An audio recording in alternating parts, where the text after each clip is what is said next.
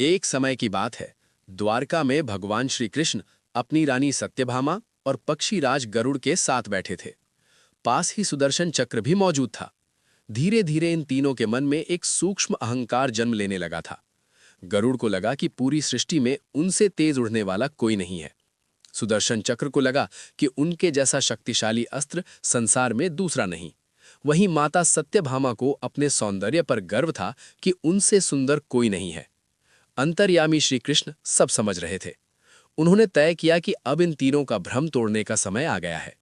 श्री कृष्ण ने गरुड़ को बुलाया और कहा, हे गरुड़, तुम अभी हिमालय के गंधमादन पर्वत पर जाओ। वहां महाबली हनुमान तपस्या कर रहे हैं। उनसे कहना कि द्वारका में प्रभु श्री राम और माता सीता उनकी प्रतीक्षा कर रहे हैं। दूसरी तरफ उन्होंने सुदर्शन चक्र को आदेश दिया, तुम महल के मुख्य द्वार पर पहरा दो। मेरी आज्ञा के बिना कोई भी अंदर प्रवेश न कर पाए।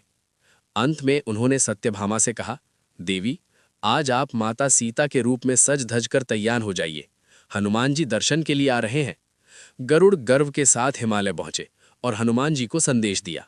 जैसे ही हनुमान जी ने श्री राम का नाम सुना, वे तुरंत द्वारका की ओर चल दिए।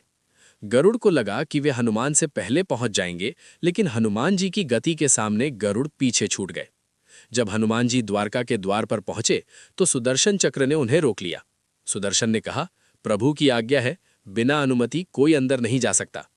हनुमान जी जानते थे कि समय कम है और प्रभु इंतजार कर रहे हैं। उन्होंने बिना युद्ध किए खेल खेल में सुदर्शन चक्र को पकड़कर अपने मुंह में दबा लिया और महल के भीतर प्रवेश कर गए। जब हनुमान जी सभा में पहुंचे तो उन्होंने देखा कि श्री कृष्ण राम के रूप में बैठे हैं। हनुमान जी ने उन्हें दंडवत प्रणाम किया। तभी पीछे से हाँफते हुए गरुड़ भी वहां पहुंच गए और हनुमान जी को वहां पहले से देखकर दंग रह गए।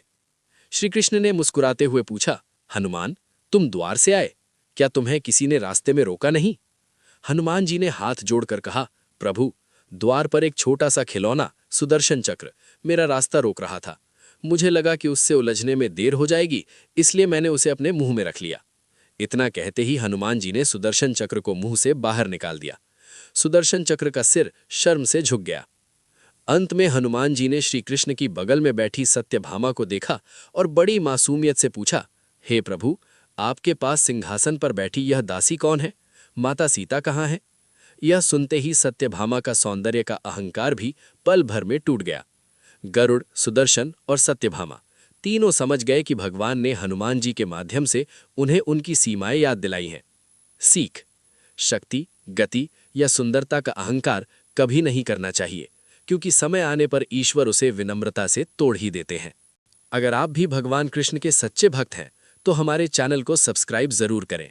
जय श्री कृष्ण।